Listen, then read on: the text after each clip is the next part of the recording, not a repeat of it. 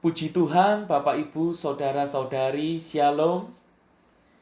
Kita bersyukur kepada Tuhan kalau saat ini kita sekali lagi diberi kesempatan untuk kita akan sama-sama belajar firman Tuhan dalam ibadah PA kali ini.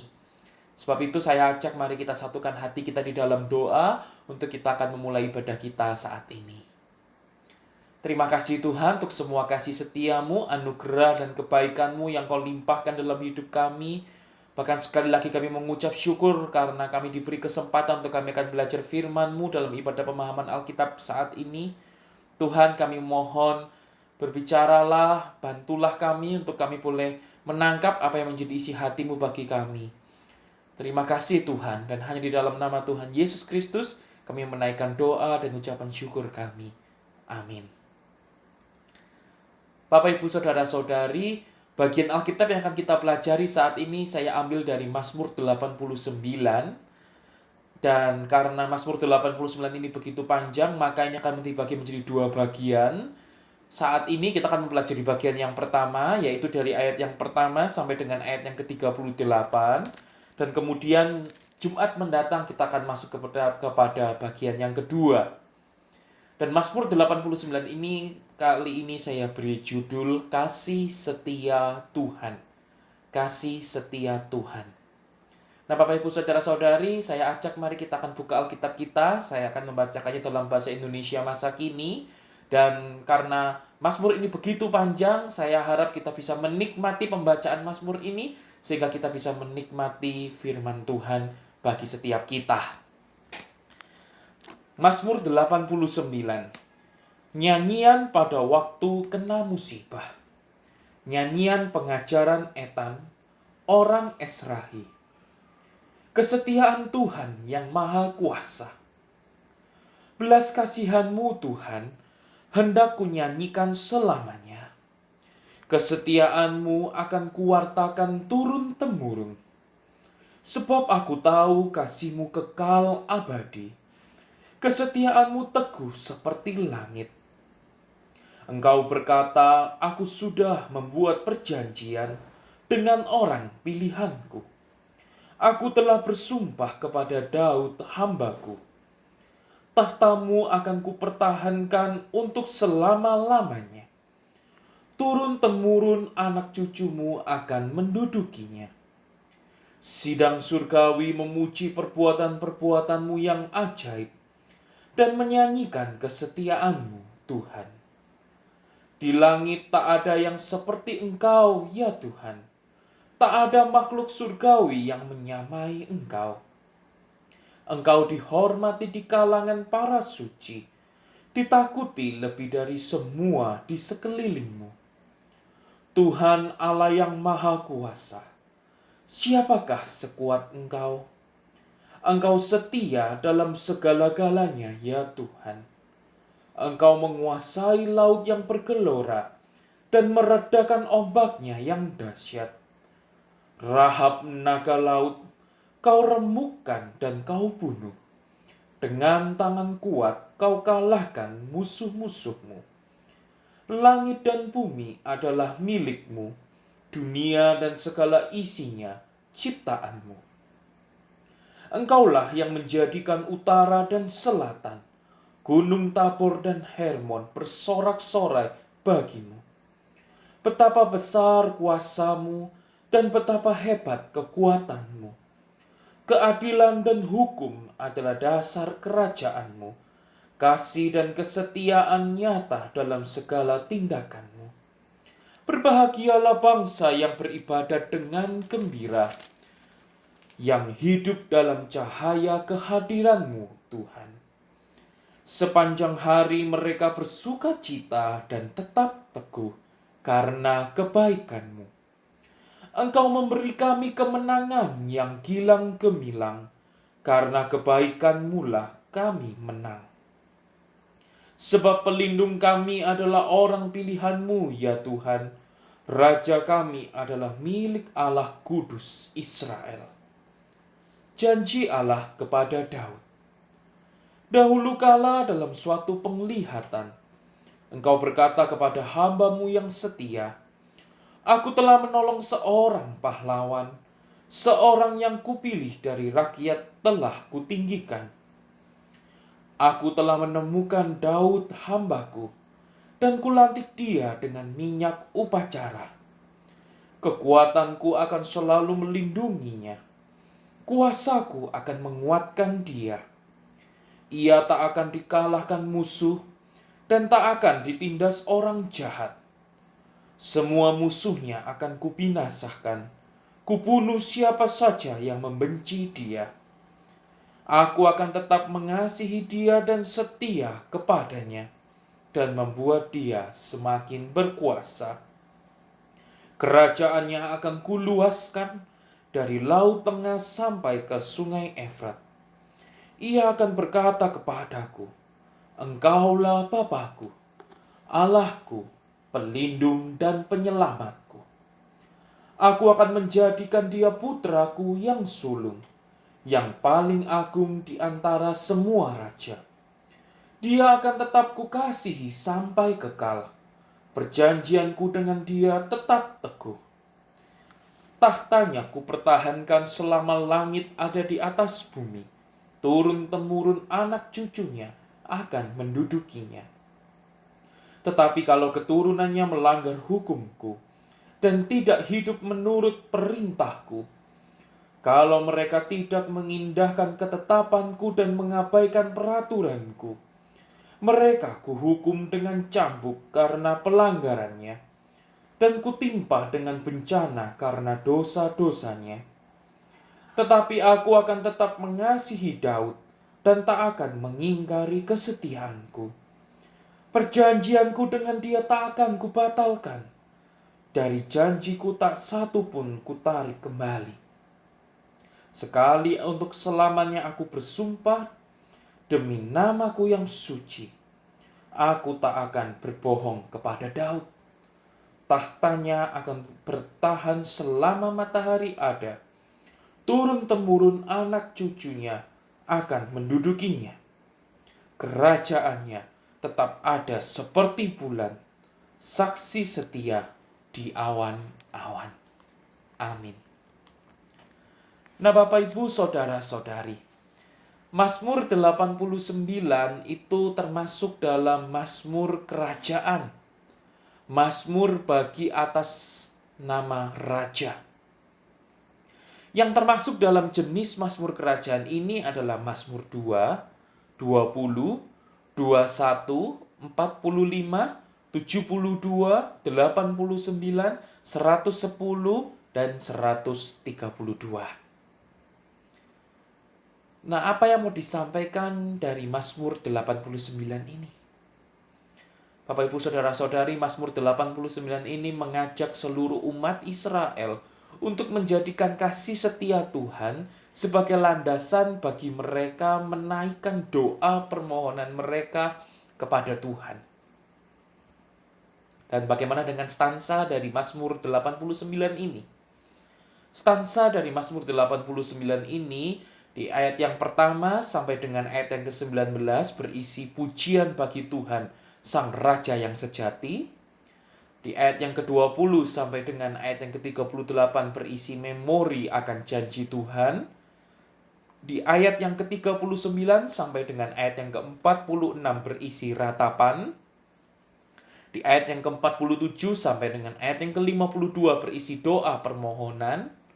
Dan di ayat yang ke-53 berisi doksologi. Nah, mari kita akan melihat stansa yang pertama, Bapak Ibu Saudara-saudari, yaitu di ayat yang pertama sampai dengan ayat yang ke-19 yang berisi pujian bagi Tuhan, Sang Raja yang sejati.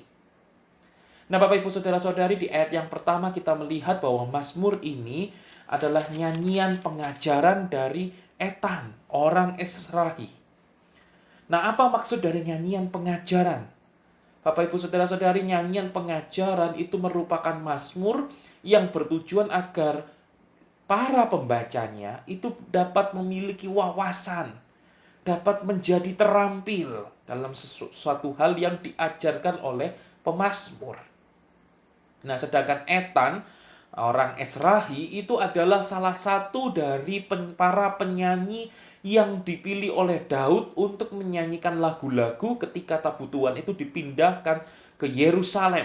Itu kita bisa melihat di dalam 1 Tawarik 15 ayat yang ke-19. Dan Etan itu dikategorikan juga sebagai orang yang bijaksana. Itu dapat kita lihat di 1 Raja-Raja 4 ayat yang ke-31. Nah, Bapak Ibu Saudara-saudari, kemudian di ayat yang kedua sampai dengan ayat yang kelima, yang menarik kita melihat pemazmur menyampaikan isi hatinya bahwa dia ingin memuji Tuhan, ingin menaikkan pujian bagi Tuhan, dan memiliki alasan mengapa pemazmur ingin menaikkan pujian bagi Tuhan. Nah, alasan yang paling penting mengapa pemazmur ingin menaikkan pujian bagi Tuhan adalah karena kasih setia Tuhan, dan terutama dikaitkan dengan perjanjian Tuhan. Bapak Ibu Saudara-saudari, kasih setia Tuhan ini berkali-kali disebutkan di dalam teks Mazmur 89 yang sudah kita baca ini. Dan ini menjadi tema sentral dari Mazmur 89 ini, mengenai kasih setia Tuhan. Nah, apa maksudnya?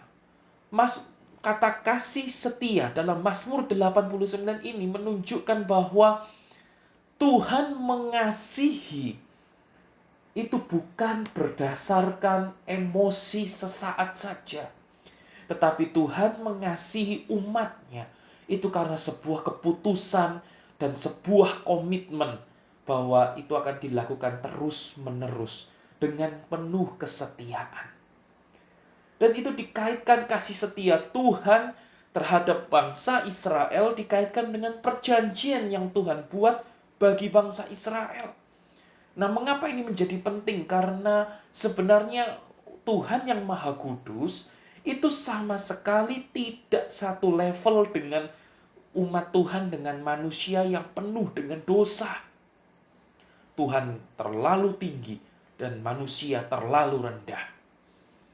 Namun Tuhan yang Maha Kudus itu, Tuhan yang Maha Tinggi itu mau merendahkan dirinya untuk seolah-olah menjadi setara dengan umat Israel, manusia yang berdosa, manusia yang rendah itu.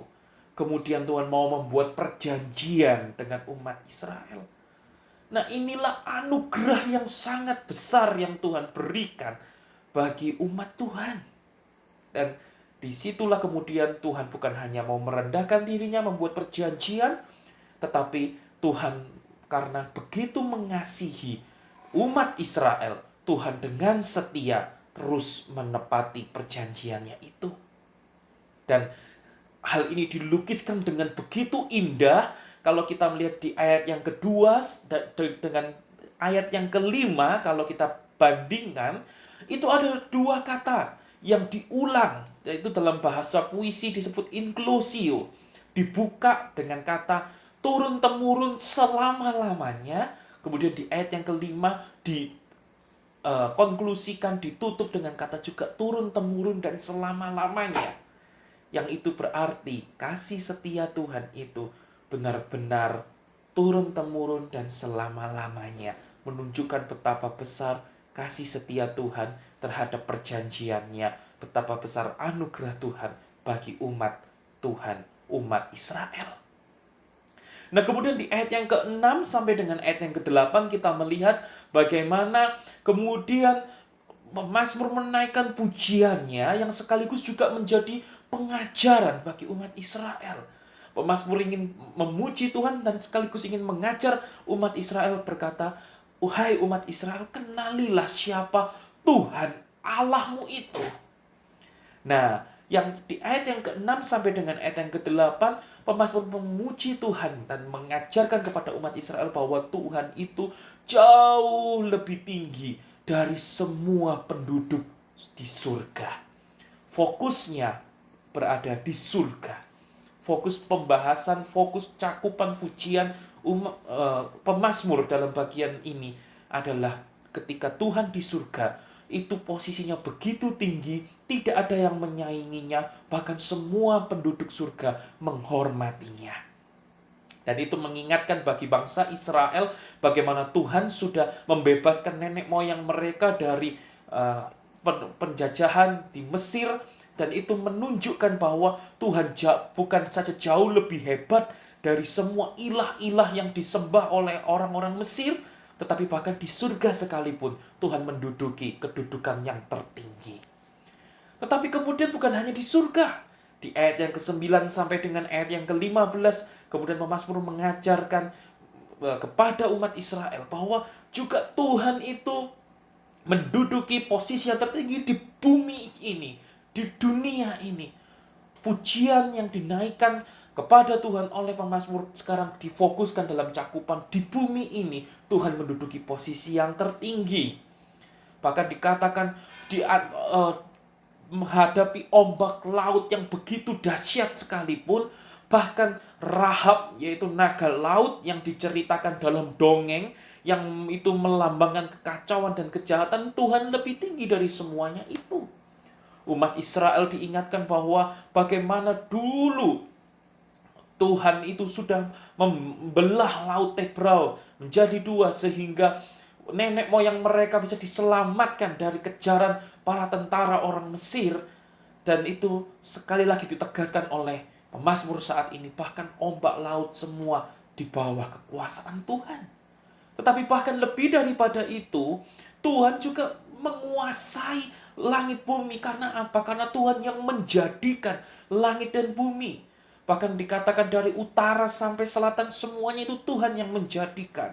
Ada Gunung Tabor dan ada Gunung Hermon. Gunung Tabor itu adalah nama sebuah gunung di Palestina Tengah yang menunjuk sebagai selatan. Sedangkan Gunung Hermon itu nama puncak yang menghadap ke selatan dari pegunungan Libanon yang menunjuk sebagai utara. Nah, pemazmur mengajak umat Israel untuk ayo mari kita lihat lebih jauh lagi. Tuhan bukan hanya mengingat pada kisah bagaimana Tuhan melepaskan umat Israel melalui pembelahan laut Tebrau, tapi bahkan Tuhan sendiri yang menciptakan. Bahkan sampai pada kejadian penciptaan. Tuhan yang menciptakan langit dan bumi. Dan artinya pemazmur memuji Tuhan sekaligus mengajarkan kepada umat Israel, kenalilah betapa dahsyatnya, besarnya kekuasaan Tuhan kita. Nah, kemudian Bapak Ibu Saudara-saudari, di ayat yang ke-16 sampai dengan ayat yang ke-19, pemazmur mengajak kepada umat Israel, mengajarkan kepada umat Israel bahwa sungguh kita semua ini akan sangat berbahagia kalau kita itu beribadah kepada Tuhan, kita menuruti perintah-perintah Tuhan, hukum-hukum Tuhan, hidup dalam perjanjian dengan Tuhan.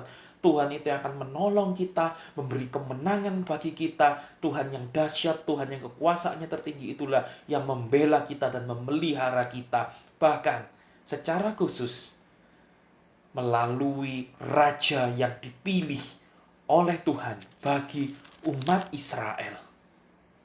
Itulah menjadi perpanjangan tangan Tuhan. Raja itu akan menjadi perpanjangan tangan Tuhan untuk Tuhan menggembalakan umat Israel, untuk Tuhan memelihara umat Israel. Nah, itulah Bapak Ibu Saudara-saudari yang kita pelajari dari stansa yang pertama ini. Pujian dinaikkan oleh pemazmur bagi Tuhan dan sekaligus mengajarkan kepada orang Israel betapa dahsyat dan besarnya Tuhan itu. Dan Tuhan yang dahsyat, Tuhan yang besar mengatasi di surga dan di bumi itu Dia juga yang melimpahkan kasih setianya dalam perjanjiannya untuk memelihara, menggembalakan umat Israel.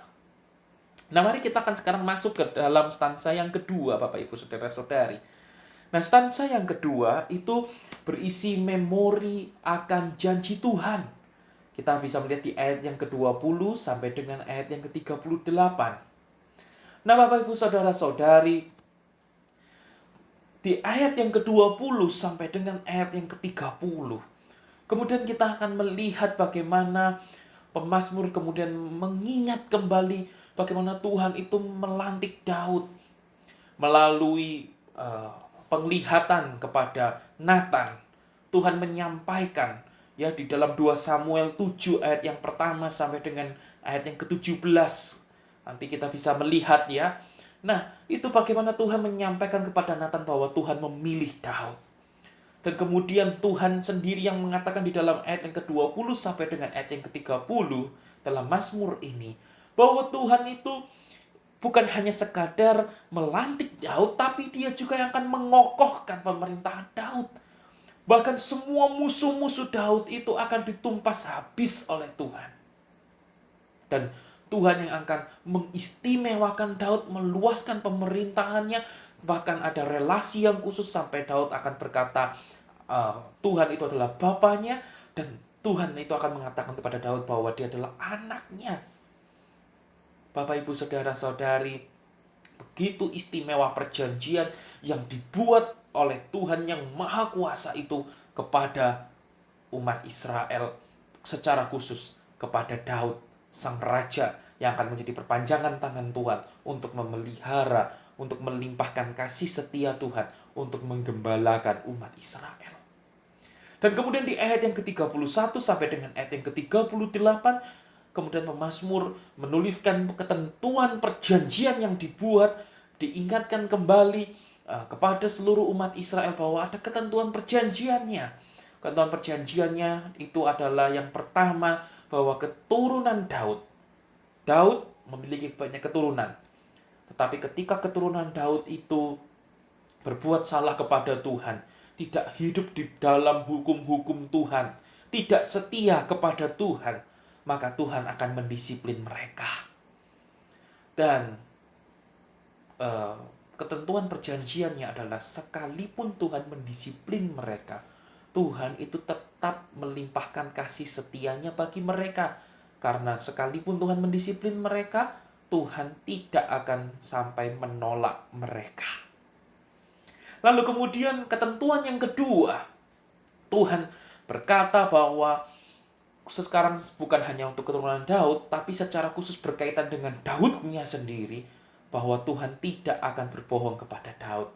Tuhan akan mengokohkan tahta Daud turun-temurun. Nah, itulah Bapak, Ibu, Saudara-saudari yang kita pelajari dari stansa yang kedua ini. Bagaimana pemazmur mengajarkan kepada umat Israel bahwa Tuhan yang berkuasa, Tuhan yang mengatasi surga dan bumi, dia melimpahkan kasih setianya kepada umat Tuhan secara khusus melalui perjanjiannya, dan perjanjian itu secara khusus dalam memilih Daud dan mengokohkan tahta kerajaan Daud. Tetapi dengan sebuah perkataan Tuhan, kalau keturunannya tidak setia kepada Tuhan, Tuhan akan mendisiplin. Tapi Tuhan tidak akan menolak mereka.